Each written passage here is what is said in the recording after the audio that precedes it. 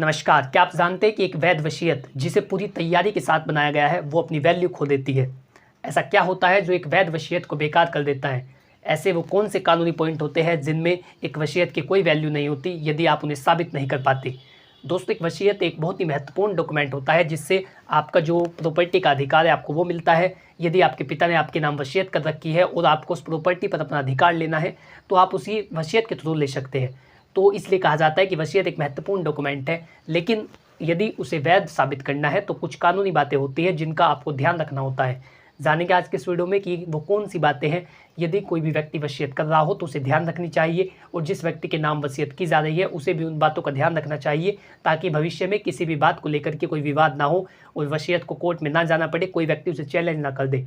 Supreme court ने इस पर अपना एक महत्वपूर्ण जजमेंट दिया है।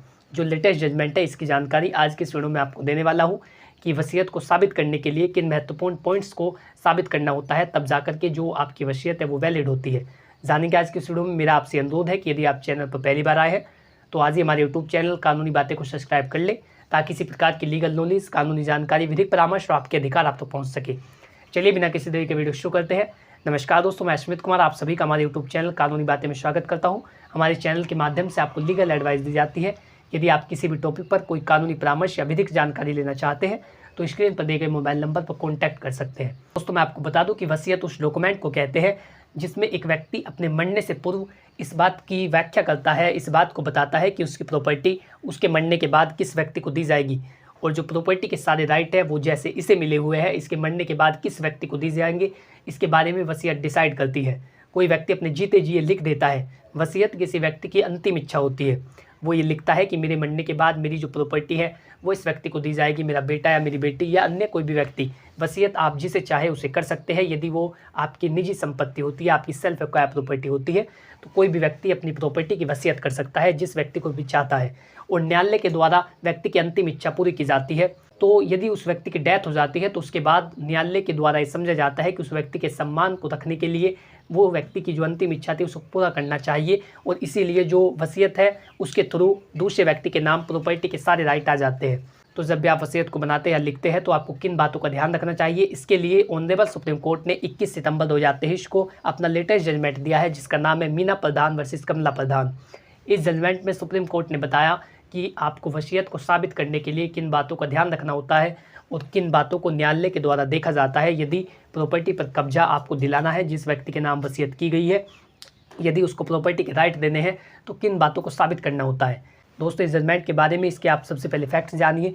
जो मीना प्रधान वर्सेस कमला प्रधान का केस है, इसमें जो मीना प्रधान होती है वो एक व्यक्ति की फर्स्ट वाइफ होती है, और जो कमला प्रधान होती है वो सेकंड वाइफ होती है, और उसका पति अपनी सेकंड वाइफ के नाम अपनी प्रॉपर्टी की जो वसीयत होता है वो कर देता है। यानी कि जो कमला प्रधान होती है उसके नाम वसीयत की जाती है उसकी प्रॉपर्टी की जो उसका पति होता है, और जो इसकी पहली पत्नी होती है मीना प्रधान, ये कहती है कि ये वसीयत फर्जी है। जब उसके पति की डेथ हो जाती है तो वो कहती है कि ये वसीयत फर्जी है और मेरे पति ने ऐसी कोई वसीयत नहीं की है। तो इसके लिए मीना प्रधान के द्वारा ट्रायल कोर्ट में एक मुकदमा डाला जाता है। वो इस बात के लिए होता है कि ये वसीयत फर्जी है, लेकिन ट्रायल कोर्ट सारे मामलों को देखती है और इन दोनों की बातों को सुनने के बाद अपना ये फैसला देती है उस वसीयत को देखने के बाद कि ये जो वसीयत है वो बिल्कुल सही तरीके से बनाई गई है, और इसमें किसी तरीके की कोई ऐसी बात नहीं है जिससे कि वसीयत फर्जी साबित होती हो। लेकिन जो मीना प्रधान होती है वो नहीं मानती और वो जाती है ऑनरेबल हाई कोर्ट में। हाई कोर्ट में वो इसकी अपील डालती है। वो हाई कोर्ट में कहते हैं कि ट्रायल कोर्ट के द्वारा ये निर्णय दिया गया कि वसीयत सही है, जबकि ऐसा नहीं है। ये वसीयत फर्जी तरीके से बनाई गई है। मेरे पति ने अपनी इच्छा से इसके नाम ये वसीयत नहीं की। मीना प्रधान के द्वारा ऐसे एलिगेशंस कमला प्रधान पर लगाए जाते हैं, लेकिन ऑनरेबल हाई कोर्ट भी जो ट्रायल कोर्ट होता है उसी के मामले को अगर सारित करता है और बताता है कि ये जो ट्रायल कोर्ट का फैसला है बिल्कुल सही आया है और ये जो वसीयत है ये बिल्कुल सही है, ये बिल्कुल सही तरीके से बनाई गई है, सारी जो कानूनी प्रोसेस होता है उसका पालन किया गया है और ये जो वसीयत है बिल्कुल सही है। लेकिन जो मीना प्रधान होती है वो हाई कोर्ट के निर्णय से भी संतुष्ट नहीं होती और फाइनली वो जाती है सुप्रीम कोर्ट में। सुप्रीम कोर्ट में जाने के बाद वो यही एलिगेशंस लगाती है कि ट्रायल कोर्ट और हाई कोर्ट ने जो निर्णय दिया है वो गलत तथ्यों के आधार पर दिया गया है, जबकि सही तथ्य ये है कि ये वसीयत फर्जी है और कमला प्रधान ने इसे जो फर्जी तरीके से बनवाया गया है। लेकिन ऑनरेबल सुप्रीम कोर्ट मामले की गहनता से जांच करता है, मामले का परिशीलन किया जाता है। उसके बाद सुप्रीम कोर्ट ये कहता है कि ये वसीयत सही है और दोनों कोर्ट ने अपना जो निर्णय दिया है वो बिल्कुल सही दिया गया है, क्योंकि एक वसीयत को साबित होने के लिए 3 बातों का मुख्यतः ध्यान रखा जाता है। सबसे पहला होता है होशो-हवास में वसीयत की गई हो। यदि व्यक्ति जो वसीयत कर रहा है वो होश हवास में नहीं है तो ऐसी कंडीशन के अंदर उस व्यक्ति की वसीयत की कोई वैल्यू नहीं होती और जो उसने वसीयत लिखी है उसको किसी तरीके से भी वैलिड नहीं माना जाता। यदि कोई व्यक्ति होश हवास में वसीयत कर रहा है, वो अपने होश हवास में है कि किस व्यक्ति को उसकी संपत्ति दी जानी है, उसकी मानसिक स्थिति बिल्कुल सही है, वो व्यक्ति जिसे चाहता है अपने होश हवास में उस व्यक्ति के नाम वसीयत कर रहा है, तो ये जो कंडीशन है ये सबसे पहले देखी जाती है कि जिस व्यक्ति ने वसीयत की गई है उसकी मानसिक स्थिति वसीयत करने के समय सही थी और जो ये वसीयत की गई है बिल्कुल सही तरीके से की गई है, किसी तरीके का कोई दबाव वसीयत करने के लिए नहीं डाला गया। तो सबसे पहले ये देखा जाता है कि होश हवास में वसीयत को किया गया हो। और जो मीना प्रधान ने आरोप लगाया है कमला प्रधान की वसीयत के लिए कि ये वसीयत फर्जी है, इसमें ऐसी कोई बात साबित नहीं होती, क्योंकि जिस व्यक्ति ने ये वसीयत की है यानी कि उनके पति ने, वो बिल्कुल होश हवास में की गई है। दोस्तों दूसरी बात ये देखी जाती है कि स्वेच्छा से वसीयत की गई हो। दोस्तों दूसरी बात, किसी भी वसीयत को सही साबित करने के लिए, उसे वैलिड मानने के लिए ये मानी जाती है कि स्वेच्छा से वसीयत की गई हो। अब होश हवास और स्वेच्छा दोनों अलग अलग बातें हैं। यदि कोई व्यक्ति स्वेच्छा से वसीयत कर रहा है लेकिन वो अपने होश हवास में नहीं है तो वो तब भी मानी नहीं जाएगी, और यदि कोई व्यक्ति होश हवास में वसीयत को कर रहा है लेकिन वो अपनी स्वेच्छा से नहीं कर रहा, उस पर किसी व्यक्ति का दबाव होता है, तो ऐसी कंडीशन के अंदर भी वसीयत को वैलिड नहीं माना जाता। दोनों ही कंडीशनों को देखा जाता है कि वो व्यक्ति अपनी स्वेच्छा से जिस व्यक्ति को चाहता है उसे वसीयत कर रहा है, जिस व्यक्ति को चाहता है कि उसकी प्रॉपर्टी उसे दी जाए उस व्यक्ति के नाम वो वसीयत कर रहा है, और उसकी इच्छा पर किसी तरीके का कोई दबाव नहीं है और ना ही कोई लालच है, ना ही कोई उस पर दबाव डाला जा रहा है, ना ही किसी तरीके का प्रेशर है। यदि ये तीनों बातें होती है तभी जाकर के एक व्यक्ति स्वेच्छा से वसीयत कर पाता है और अपने होश हवास में वसीयत को करता है। यदि उस व्यक्ति ने होश हवास में वसीयत को नहीं कर रखा है और अपनी स्वेच्छा से नहीं किया है तो ऐसे में जो विल होती है वो वैलिड नहीं होती।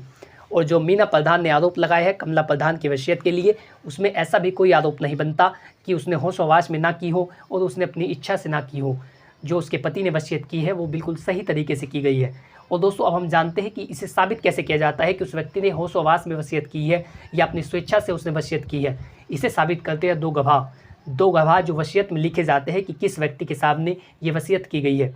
वो जो दोनों विटनेस होते हैं वो इस बात को बताते हैं कि ये सबसे पहले ये जो वसीयत है ये होश हवास में की गई है, दूसरा इस व्यक्ति ने स्वेच्छा से वसीयत की है। जिस व्यक्ति ने वसीयत की उस पर किसी तरीके की जोर जबरदस्ती नहीं थी, ना ही किसी व्यक्ति ने उस पर किसी तरीके का कोई दबाव डाला था।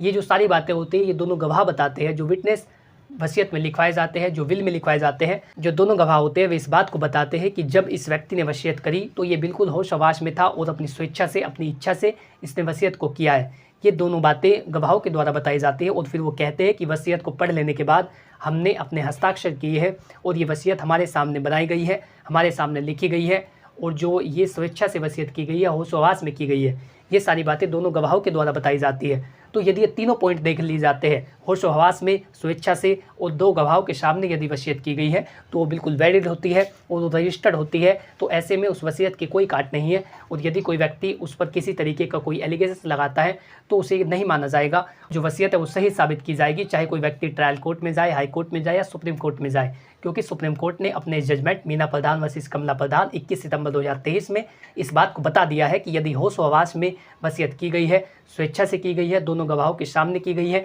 गवाहों ने उस व्यक्ति को साइन करते समय देखा है, ऐसे यदि तीनों पॉइंट्स इसमें कवर होते हैं तो ऐसे में ये जो विल है, जो वसीयत है वो वैलिड होती है, ये पूरी तरीके से वैध होती है।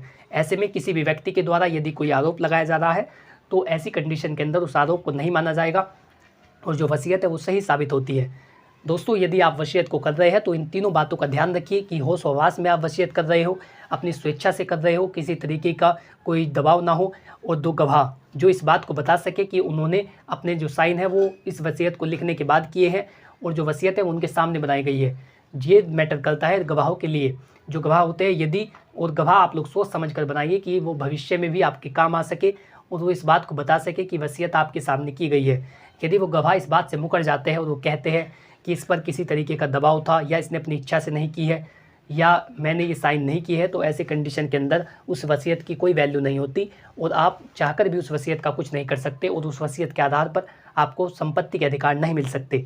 आपको ये ध्यान रखना होता है कि जो गवाह होते हैं वो इस बात को साबित कर सके और वो बता सके कि होश हवास में वसीयत की गई है, स्वेच्छा से की गई है और ये हस्ताक्षर हमने किए हैं, हमने इस व्यक्ति को वसीयत करते समय देखा है। यदि वो इस बात से मुकर जाते हैं तो उस वसीयत की कोई वैल्यू नहीं होती, और यदि गवाह इस बात को कहते हैं तो इस वसीयत की कोई काट नहीं है। ये दोनों बातें आपको ध्यान रखनी होती है। अब हम इसका एक और विषय जानते हैं। यदि उन दोनों गवाहों की डेथ हो जाती है, कई बार ऐसा होता है कि जिन व्यक्तियों के सामने वसीयत लिखी गई है उनकी भी डेथ हो चुकी है, और जो वसीयत जिसने वसीयत की है, दोस्तों ऐसा कई बार होता है जिस व्यक्ति ने वसीयत की है उसकी तो डेथ हो जाती है, और उसके बाद जो दोनों गवाह होते हैं उनकी भी डेथ हो जाती है। तो ऐसी कंडीशन के अंदर उस वसीयत को साबित कौन करेगा?